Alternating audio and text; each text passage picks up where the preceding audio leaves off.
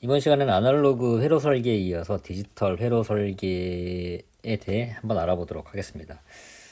디지털 회로 설계는 이제 아날로그 설계와 달리 이제 크게 말씀을 드리면 일종의 이제 예, 라이브러리의 이제 개념을 차용을 해서 기존에 이제 모아놓은 그 소자들이라든가 그런 이제 구성 요소들 그런 것들을 이제 블록 단위로 이제 모아가지고 요거를 조합을 해서 만드는 형태 이제 이런 설계라고 이제 말씀을 이제 드릴 수가 있겠는데요. 그러자면은 사실은 원래 칩이라는 게 반도체 칩이라는 게 이제 어떤 그 기능이라든가 뭐 펑션이 될 수도 있고요. 아니면 프로세스 이런 것들을 이제 수행한다고 이제 볼 수가 있잖아요. 그러면은 이런 것들이 어떻게 보면 이제 소프트웨어 형식으로 이제 탑재가 이제 되게 되죠. 그래서 디지털 회로 설계에서는 이런 소프트웨어를 하드웨어인 칩으로 이제 구현을 하는 그게 그것을 용이하게 이제 해주는 그런 방법이다. 그렇게 이제 보시면 되겠습니다. 그래서 이를테면은 뭐 A 더하기 B 빼기 C 뭐 이런 산술식을 갖다가 요거를 이제 하드웨어적인 칩으로 이제 만들려고 하면 요걸 이제 어떻게 하느냐.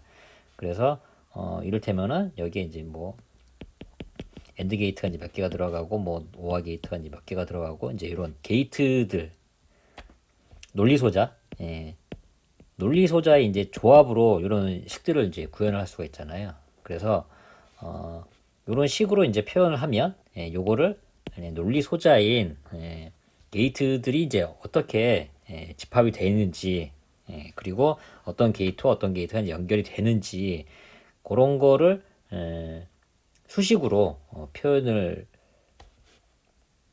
해주는 방법이 소위 말하는 이제 HDL 코딩, 하드웨어 디스크립션 랭귀지 코딩이다. 이제 그렇게 보시면 될 것 같아요. 그래서 주어진 기술 규격에 따라서 이제 HDL 우리가 이제 일반적으로 생각하는 그런 랭귀지하고는 약간 비슷하긴 한데 그런 것들과 이제 비슷한 형식으로 예를 들면 이런 산술식 이런 식으로 이제 표현을 하게 되면 이 HDL 코딩 이제 이것도 마찬가지로 뭐 컴파일이라고 하는 이 과정을 거쳐 가지고 이제 결과 파일이 나오게 되는데 그 결과 파일은 말씀드렸듯이 게이트라든가 이제 이런 소자들의 집합의 형태대로 그 결과가 나온다. 이제 그렇게 보시면 되겠습니다. 그래서 게이트와 게이트 간의 입력과 이제 출력은 이제 어떤 형식으로 되어 있는지 보통 이게 노드라고 얘기를 하는데 노드와 노드 사이에는 어떤 방식으로 연결을 되는지 어떤 거의 인풋이 어떤 거의 아웃풋으로 아니 어떤 거의 아웃풋이 어떤 것의 인풋으로 들어가는지 이런 것들이 이제 설명이 된다. 이제 그렇게 보시면 되겠습니다. 그래서 시스템 호환되도록 이제 입출력 회로를 이제 선정을 하게 되고요. 여기에 따라서 이제 HDL로 기술을 하는 게 소위 말하는 디지털 회로 설계다. 이제 그렇게 보시면 되겠습니다. 그래서 그런 것들이 뭐 동기, 비동기, 뭐 순차 회로 뭐 이런 것들이 다 이제 HDL로 이제 기술이 된다. 그렇게 보시면 될 것 같고요.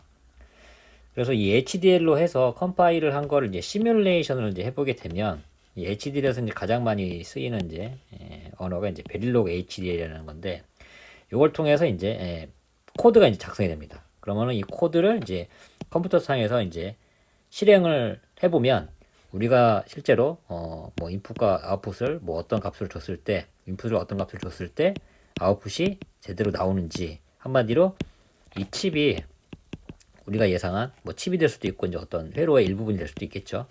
그런 것들이 우리가 예상한 그 값으로 이제 나오는지 인풋의 값을 다양하게 변화를 시켜봤을 때 그게 우리가 예상한 아웃풋대로 나오는지 만약 안 나온다게 된다면 다시 이제 HD에 코딩을 이제 수정을 해야 되겠죠.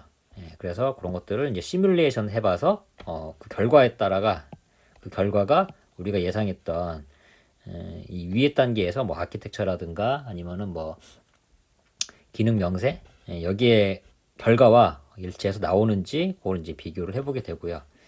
그래서 뭔가 수정이 필요하다 그러면 다시 HDL 코드를 수정을 해서 계속 이것을 반복하는 과정을 이제 거치게 됩니다. 자, 그러면은 이 HDL 이제 코드로 나오게 되면 사실은 뭐 게이트의 집합 뭐 제가 이제 그렇게 말씀을 이제 하긴 들었는데 뭐 엔드 게이트라든가 뭐 오화 게이트 그런 것들 있잖아요. 이제 이런 것들을 실제로 코드상으로는 이제 구현이 되지만 이런 것들이 나중에 가면 게이트 이제 몇 개가 이제 배치가 되고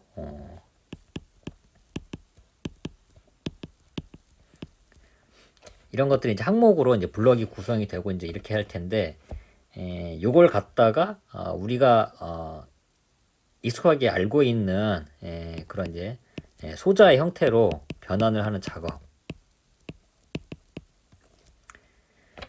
그런 거를 이제 보통 신세시스라고 얘기를 합니다. 이제 합성이라고 이제 보통 얘기를 하는데, 자 여기서 이제 RTL 순이라고 하는 거는 우리가 이제 위에서도 이제 잠깐 봤었는데 레지스터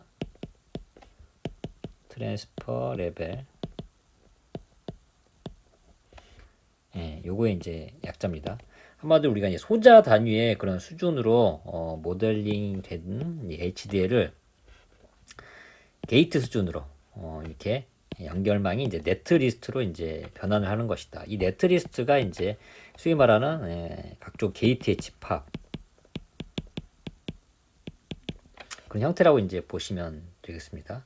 그래서 이런 것들이 제조 공정에 따라서 라이브러리가 이제 다 구성이 되어 있기 때문에, 이를테면 파운드리라든가 그런 곳에서 이런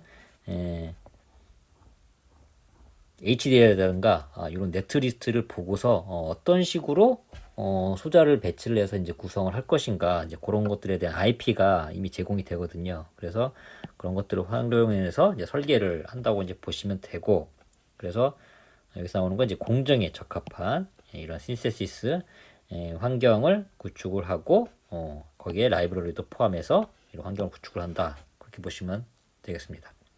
그래서 여기서도 이제 스크립트가 존재하는데, 그게 공정이라든가 이런 거에서 비롯된 설계 제약 조건 이런 것들을 포함을 해서, 그래서 실제로 이 스크립트가 이제 돌아갈 때 제약 조건에 걸리면 뭐 에러를 발생을 한다든지, 그렇게 해서 우리가 미처 체크해보지 못한 그런 설계상의 결함도 발견할 수 있도록 그렇게 설계를 진행하게 되죠. 그래서 합성의 결과를 분석한다는 게 결국 방금 말씀드린 것처럼 제약 조건이라든가 이런 걸 통해서 위반 여부, 이게 결국 이제 에러로 이제 발생을 하겠죠. 그래서 어떤 에러가 발생을 하는지, 우리가 설계를 하면서 우리도 알지 못한 어떤 결함이 이제 포함이 됐는지, 그런 것들을 이제 함께 확인을 하게 됩니다. 그것과 아울러서 뭐 동작 시간이라든가 뭐 목표로 해야 되는 스피드, 이런 것들도 함께 그런 물리적 특성도 함께 살펴보게 되죠.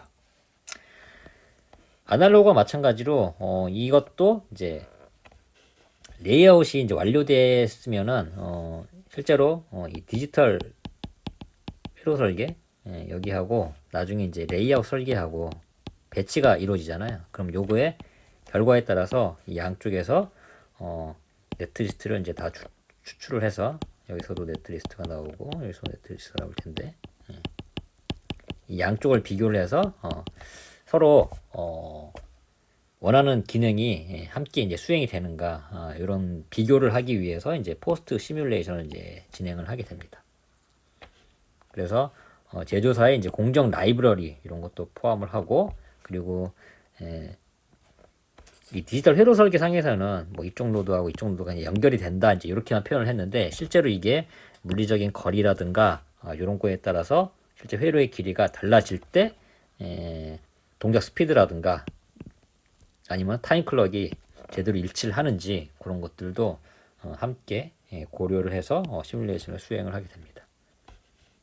그래서 그 결과에 따라 가지고 회로의 성능을 검증을 하고 결과를 분석해서 오류라든가 이런 것들이 생기는지 안 생기는지, 그런 것들도 함께 반영을 하죠. 그래서 궁극적으로는 이 시스템 레벨에서도 이제 검증을 들어가야 되는데, 뭐 모델로 검증하는 방식도 있고 이제 FPGA로 이제 검증하는 방식도 있는데, 모델 검증하는 것은 이제 시스템 C라든가 이런 것들로 모델링을 해서 IP 재사용률이라든가 이런 것도 높이고 검증 시간도 단축을 하게 됩니다. 그리고 설계도 이제 계층화를 이제 통해 가지고 이제 너무 복잡한 그런 설계도일 경우에는 계층별로 나눠서 설계 내용을 이제 검증을 하기도 하고, 이런 것들에 따라서 각각의 단계 계층별로 이제 진행을 하다 보니까 오류라든가 이런 것들을 걸러내는 것도 복잡도가 훨씬 줄어들게 되죠. 그래서 설계의 생산성도 향상을 하는 효과도 있고요.